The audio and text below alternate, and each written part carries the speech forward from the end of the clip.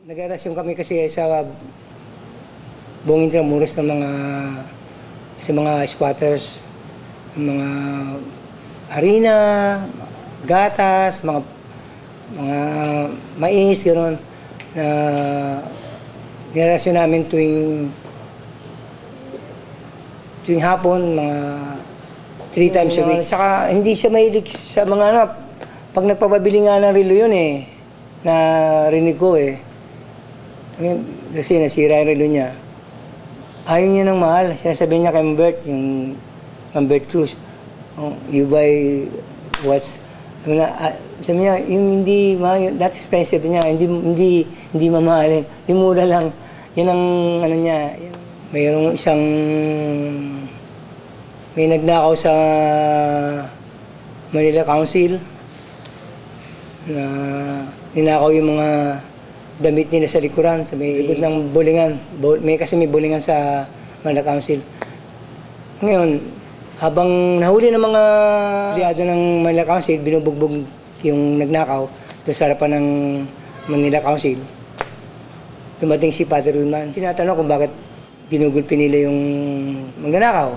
Tinanong yung, bakit sino ginugulpi to? Kasi sabi ng mga Father, nagnakaw po yan sa likuran ng mga damit. Ninapitan ni Father Willmann yung yung magnanakaw, hinipo yun tiyan. Tapos sabi sa mga siguro gutom lang ito kaya nagawa ito. Binigyan ng pera, yung magnanakaw, pinaalis na. While chaplain of Manila Council 1000, he was also appointed the first district deputy for the Philippines in 1947. In 1954, he was made territorial deputy for the whole Philippines, a title that was later changed to Philippine Deputy in 1962. Father Willmann's work with the press was noteworthy. With a group of Filipino priests, he published the Filipinas, a Tagalog magazine from 1941 to 1958.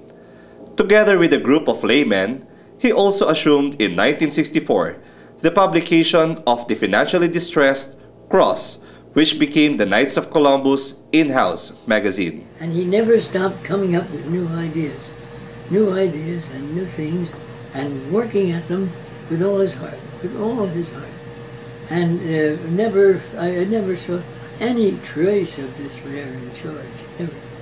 I think that was the thing that touched me most in him. He had courage, and that courage showed in cheerfulness. It showed in kindness. It showed in friendship. It showed in love. In December 1959, then President Carlos P. Garcia conveyed to Father Willmann a Presidential Award of Recognition for his devoted service as one of the founders of the Community Chest of Greater Manila and for serving in its board of directors for 10 consecutive years from 1949 to 1959. Actually, I owe my priesthood to him because of his fine example. He was a very simple priest, a very humble priest, and a very holy priest. That was what I admired in him. I remember that he always gave the best to others. He never kept anything for himself.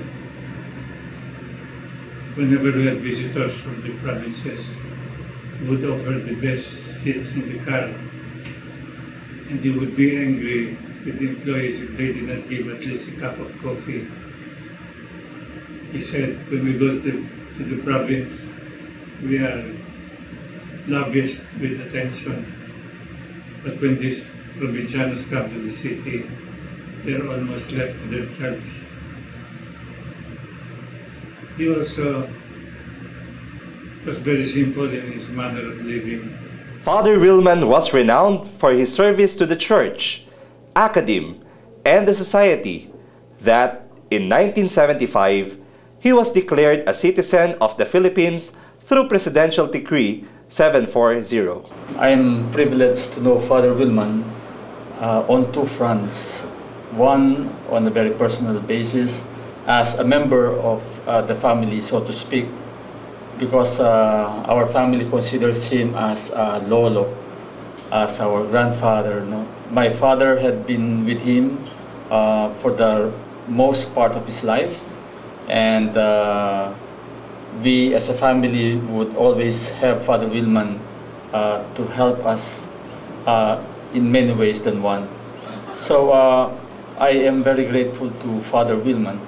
I remember the many times that the whole family would be with him on many important occasions, and on Christmases and New Year's and all the important moments in a year, my father would be with Father Willmann, and so that's how close he is to us.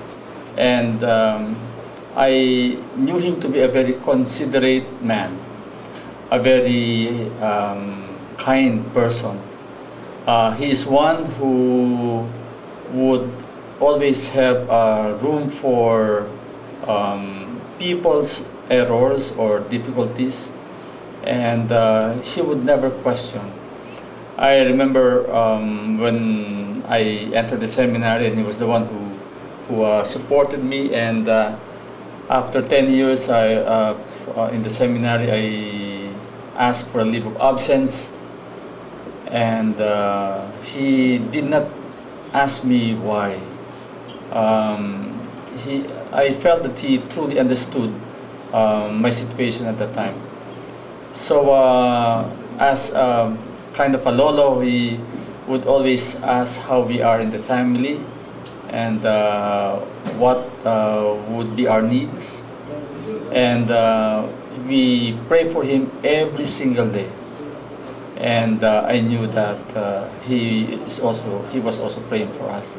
The second is that I knew him as a priest, and as a priest now, what I value most in Father Willmann's life is his great simplicity, and above all, his great dedication to the work.